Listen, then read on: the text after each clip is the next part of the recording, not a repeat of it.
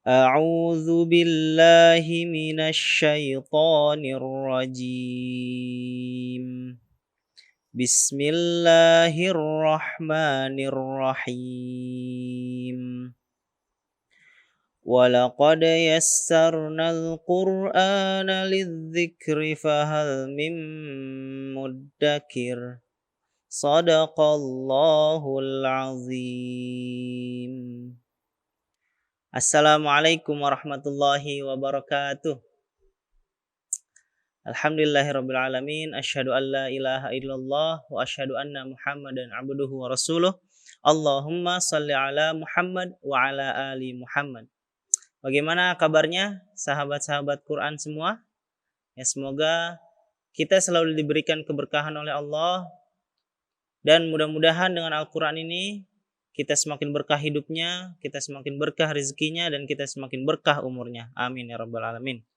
Ya, salat dan salam kita curahkan kepada Nabi Muhammad SAW.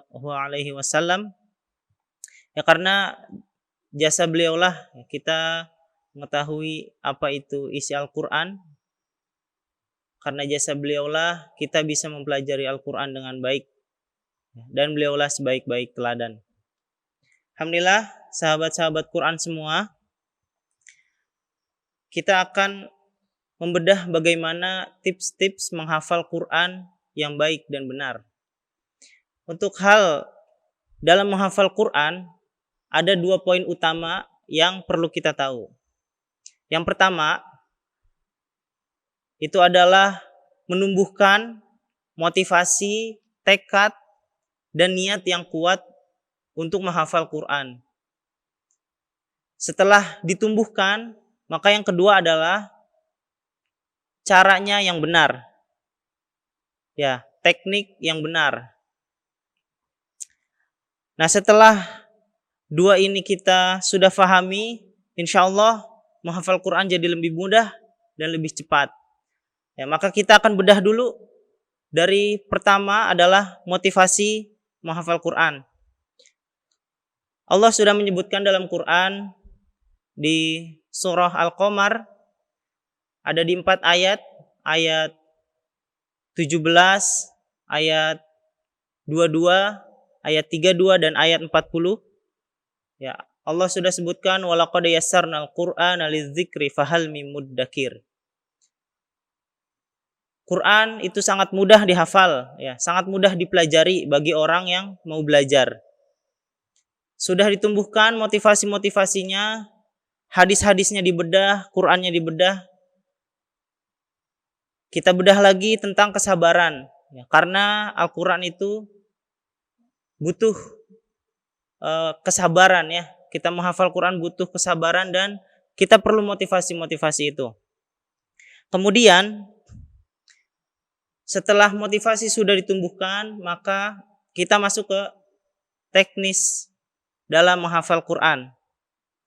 Ya, ada beberapa teknis sebenarnya, ada beberapa macam metode dalam menghafal Quran.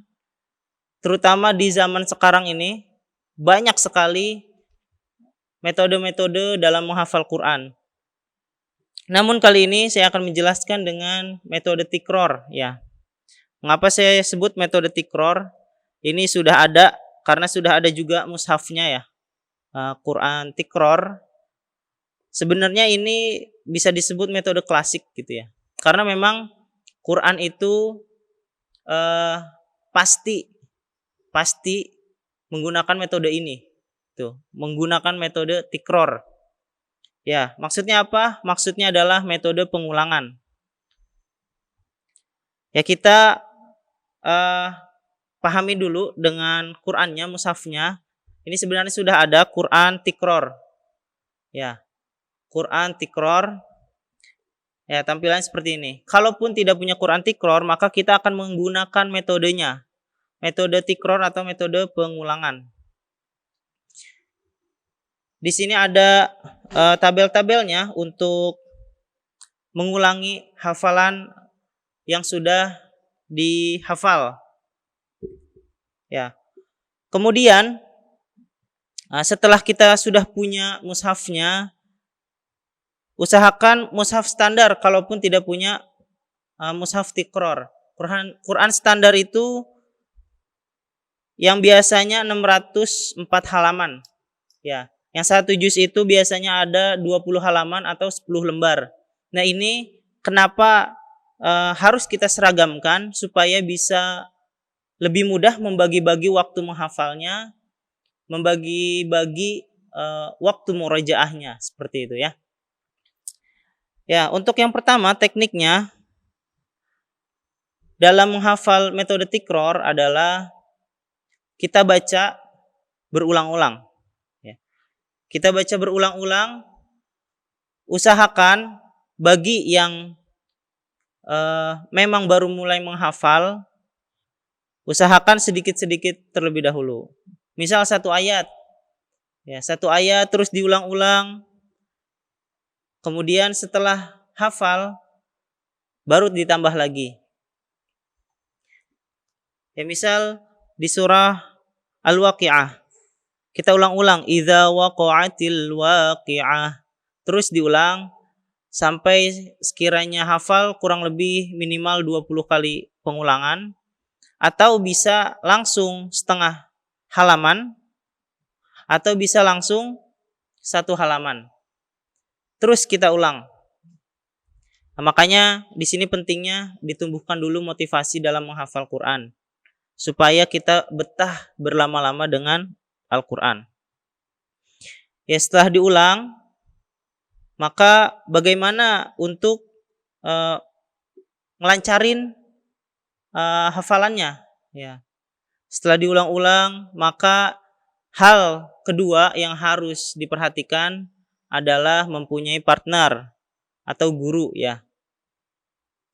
Kita harus memiliki partner, ya terutama guru untuk menyimak hafalan kita. Setelah kita hafal, maka kita harus setor. Kita setorkan hafalan kita, kemudian sebelum setor diulang-ulang dulu, gitu ya, supaya lebih kuat ketika disetorkan kepada partner atau guru kita. Kemudian hal yang ketiga harus diperhatikan setelah kita mengulang-ulang hafalan, kemudian sudah ada gurunya, kita setorkan. Hal yang harus diperhatikan ketiga adalah murojaah. Setelah kita nambah hafalan, kemudian kita udah setorkan, kemudian kita murojaah ulang untuk distorkan kembali. Kenapa harus dimurojaah? Nah, inilah fungsi dari teknik ya, metode tikror, itu terus diulang. Kita boleh nambah setengah halaman selanjutnya atau satu halaman selanjutnya, tapi tetap hafalan sebelumnya harus diulang-ulang lagi supaya lebih kuat. Nah, untuk pembagian waktu ini ya, murojaah ada banyak waktu yang kita bisa bagi. Kita bisa bagi di saat sholat sunnah yang pertama. Kemudian kita bisa bagi di saat waktu-waktu luang. Misal kita ada waktu belajar, maka waktu-waktu istirahat kita gunakan untuk murojaah. Kemudian setelah sholat sunnah, waktu luang, setelah itu saat-saat kita berpergian. Ya, kenapa berpergian? Karena justru disinilah waktu terpanjang ya. Ketika kita naik motor bisa dimurojaah. Ketika kita naik kendaraan mobil ya bisa murojaah. Gitu. Jadi gunakan waktu-waktu yang luang ini dengan sebaik mungkin. Ya, kemudian untuk metode selanjutnya, ya, teknik selanjutnya adalah khususkan waktu menghafal Al-Quran.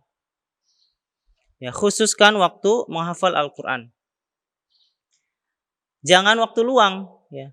Kita bisa pakai waktu luang, tapi tetap kita harus menghususkan waktu menghafal Al-Quran. Misal kita khususkan di waktu ba'da subuh, yaitu lebih baik. Karena jika kita menggunakan waktu ba'da subuh untuk menghafal Quran, maka setiap sholat sunnah sehari itu kita bisa lakukan untuk murojaah. Ketika ba'da subuh kita menghafal 1 halaman, ya, maka setiap sholat sunnah kita bisa murojaah 1 halaman itu dalam sehari. Dan insya Allah itu akan lebih kuat.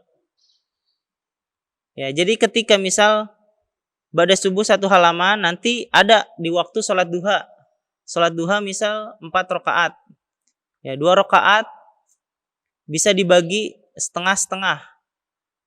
Ya, kemudian 2 rakaat lagi bisa lagi halaman itu lagi gitu ya. Setengah halaman, setengah halaman. Kemudian ada di waktu sholat sunnah qobliyah dan ba'da zuhur. Kemudian ada lagi sebelum asar. Kemudian sholat sunnah ba'da maghrib. Kemudian sholat sunnah ba'da isya. Ya, itu kita bisa luangkan waktu dan khususkan waktu untuk menghafal dan murojaah Al-Quran. Dan yang tidak ketinggalan adalah tahajud. Di waktu tahajud ini adalah waktu istimewa untuk menghafal Al-Quran. Menghafal Al-Quran jangan sampai hilang tahajud dan hilang witir. Ya.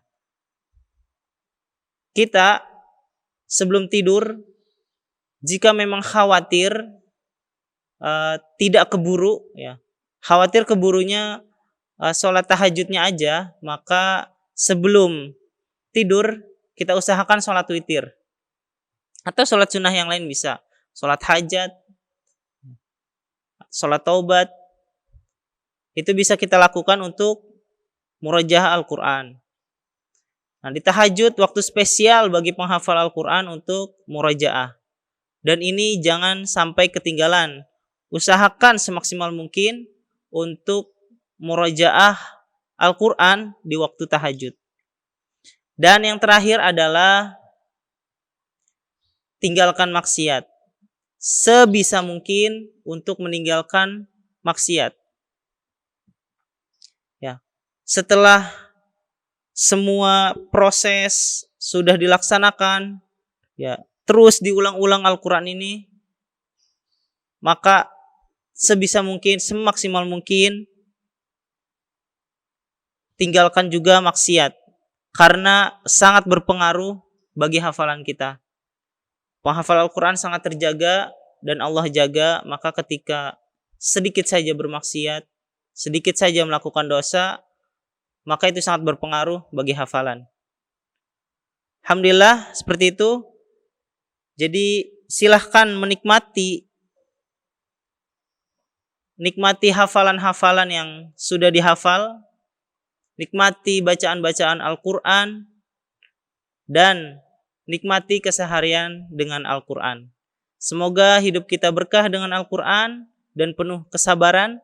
Terima kasih. Wassalamualaikum warahmatullahi wabarakatuh.